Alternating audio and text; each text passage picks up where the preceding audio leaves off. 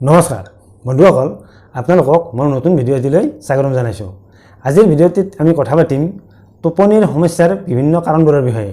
লগতে টোপনিৰ সমস্যাইনো আমাৰ কি ৰোগৰ সৃষ্টি কৰিব পাৰে আৰু ইয়াৰ লগতে আমি কথা পাতিম টোপনিৰ এনে সমস্যাবোৰ আমি কি উপায়ে নাইকিয়া কৰিব পাৰোঁ। বন্ধুসকল, আমি সকলোৱে জানো যে আমাৰ সুস্বাস্থ্য ৰক্ষাৰ বাবে আমাৰ ভাল টোপনিৰ প্ৰয়োজন।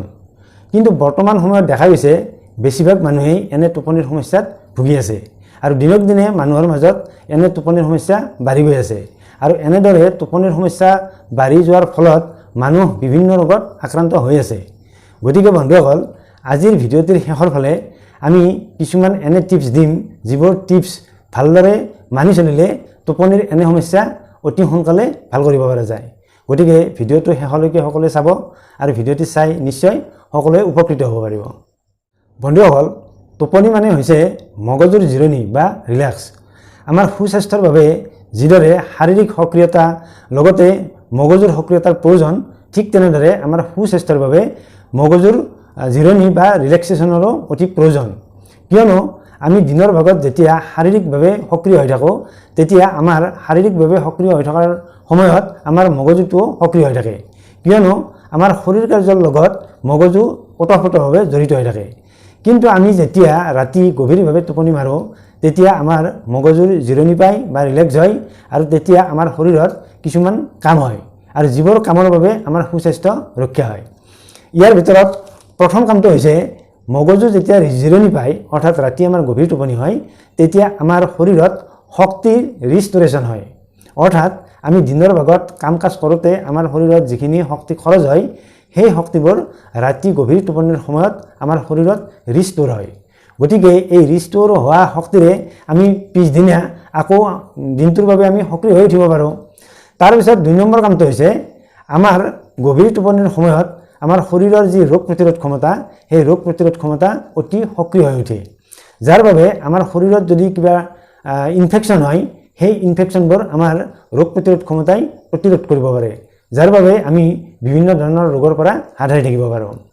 তাৰপিছত তৃতীয়টো হৈছে আমাৰ গভীৰ টোপনিৰ সময়ত আমাৰ গাৰ ছালত যিবোৰ ডেড চেল জমা হয় বা পুৰণা কোষ জমা হয়, সেইবোৰ সৰি যায় বা গাৰ পৰা আঁতৰি যায় আৰু সেই আঁতৰি যোৱা ঠাইত আমাৰ নতুন চেল ফৰ্মেশ্যন হয়। গতিকে আমাৰ গভীৰ টোপনি হ'লে আমাৰ বয়সৰ চাপ সোনকালে নপৰা বা গাত বলি ৰেখা নপৰা, এইবোৰ সমস্যা আমাৰ সৃষ্টি নহয়।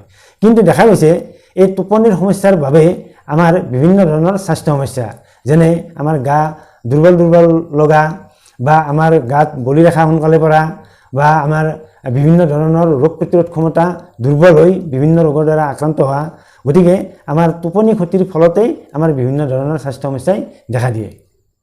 চিকিৎসা বিজ্ঞানীসকলে আজিকালি মানুহৰ যিবোৰ স্বাস্থ্য সমস্যাক জীৱনশৈলীজনিত স্বাস্থ্য সমস্যা বুলি কৈছে, যেনে উচ্চ ৰক্তচাপ, ডায়েবেটিছ আদি ৰোগবোৰক, এই ৰোগবোৰৰ বেছিভাগেই আচলতে টোপনি ক্ষতি হোৱাৰ বাবে বা টোপনিৰ সমস্যা থকাৰ ফলতেই হৈছে বুলি চিকিৎসা বিজ্ঞানীসকলে ঠাৱৰ কৰিছে। গতিকে দিনক দিনে মানুহৰ এই জীৱনশৈলীজনিত ৰোগবোৰ বাঢ়ি যোৱাৰ অন্যতম কাৰণ হিচাপে টোপনিৰ সমস্যাকে আচলতে চিহ্নিত কৰা হৈছে। টোপনিৰ সমস্যা কেনেধৰণৰ এক যন্ত্ৰণাদায়ক সমস্যা, সেই কথা টোপনিৰ সমস্যা থকা মানুহে ভালদৰে বুজি পায়। দিনৰ দিনটো তেওঁলোকৰ গা দুৰ্বল লাগি থকা, হামিয়াই হেকেটিয়াই থকা বা টোপনিৰ ভাৱ লাগি থকা, তেওঁলোকে কোনো কামতে মনোযোগ দিব নোৱাৰা, এনে এটা অৱস্থাৰ সৃষ্টি হয় আৰু এনেদৰে জীৱন আগবাঢ়ি যোৱাৰ ফলতে তেওঁলোকে লাহে লাহে বিভিন্ন ধৰণৰ স্বাস্থ্য সমস্যা, যেনে উচ্চ ৰক্তচাপ, ডায়েবেটিছ আদি ৰোগত আক্ৰান্ত হ'বলৈ আৰম্ভ কৰে। এতিয়া প্ৰশ্নটো হৈছে মানুহৰ টোপনিৰ সমস্যা কিয় হয়? টোপনিৰ সমস্যাটো হৈছে আচলতে মানসিক। যদিহে কোনো কাৰণত মানুহৰ মনত টেনশ্যন, ষ্ট্ৰেছ বা ডিপ্ৰেশ্যনৰ সৃষ্টি হয়, তেতিয়াৰ পৰাই আচলতে মানুহৰ এনে টোপনিৰ সমস্যা আৰম্ভ হয়।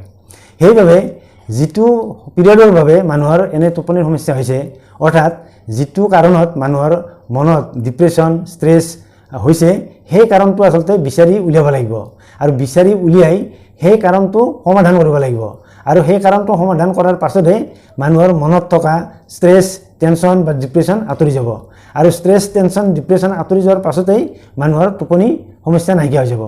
গতিকে টোপনিৰ সমস্যা নাইকিয়া কৰাৰ মূল মন্ত্ৰটোই হৈছে মানুহৰ আচলতে যি কাৰণত এই টেনশ্যন ষ্ট্ৰেছ বা ডিপ্ৰেশ্যন হয় সেই কাৰণটো বিচাৰি উলিওৱা আৰু সেই কাৰণটো বিচাৰি উলিয়াই সমাধান কৰা বা সমাধানৰ চেষ্টা কৰা। গতিকে ইয়াৰ কাৰণটো যেতিয়া সমাধান কৰা হ'ব তেতিয়াই মানুহজনে আচলতে এই টোপনিৰ সমস্যাৰ পৰা মুক্তি পাব।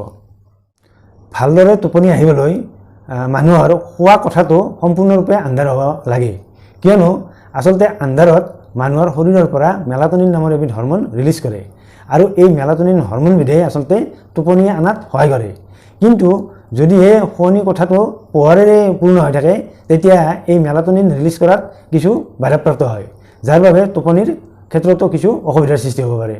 যদিহে কোনো কাৰণত শোৱনি কোঠাটোত পোহৰ ৰাখিব লাগে তেতিয়া সেই পোহৰ আচলতে তলৰ ফালে ৰাখিব লাগে, যাতে সেই পোহৰ চকুত নপৰে, কিয়নো চকুত যদি শোৱাৰ সময়ত পোহৰ পৰে তেতিয়া চকুৰ পৰা ব্ৰেইনলৈ এক ছিগনেল যায় যে মানুহজনৰ আচলতে টোপনিৰ সময় হোৱা নাই।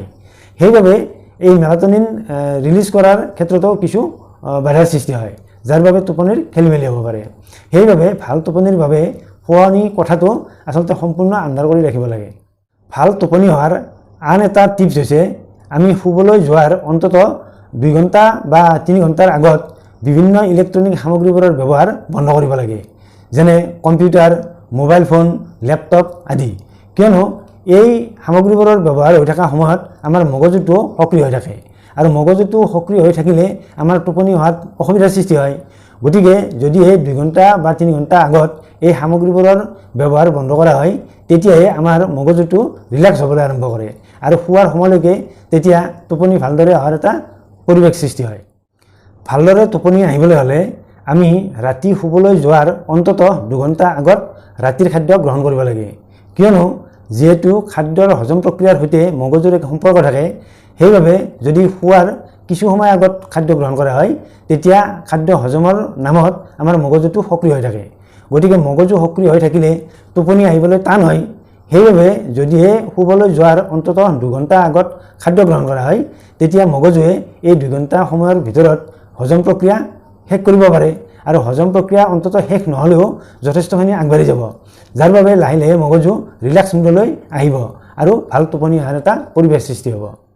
টোপনি অহাৰ আন এক দৰকাৰী কথা হৈছে যিসকলে শুবলৈ লোৱাৰ পাছতো যদি টোপনি নাহে তেওঁলোকে এনেই বিচনাত বাগৰি থাকিব নালাগে।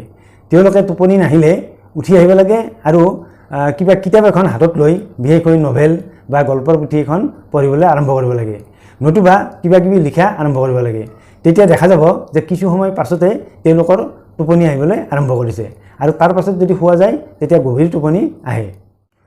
টোপনিৰ সমস্যা থকা মানুহে যদি শুবলৈ যোৱাৰ আগমুহূৰ্তত চৰিয়া এটাত কুহুমীয়া গৰম পানী লৈ অন্তত 10 মিনিট বা 15 মিনিটৰ বাবে ভৰি দুখন তিয়াই থয়, তাৰ পাছতো কিন্তু তেওঁলোক যদি শুবলৈ যায় তেতিয়া ভাল টোপনি অহা দেখা যায়।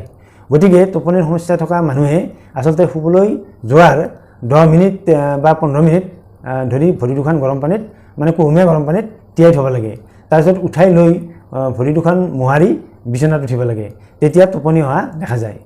শুবলৈ যোৱাৰ আগমুহূৰ্তত কোনো কাৰণতে তামোল, বিড়ি, চিগাৰেট বা ধঁপাত সেৱন কৰিব নালাগে, কিয়নো এনেধৰণৰ মাদক দ্ৰব্যই বা নিচাজাতীয় দ্ৰব্যই মগজুটো সক্ৰিয় কৰি তোলাত সহায় কৰে।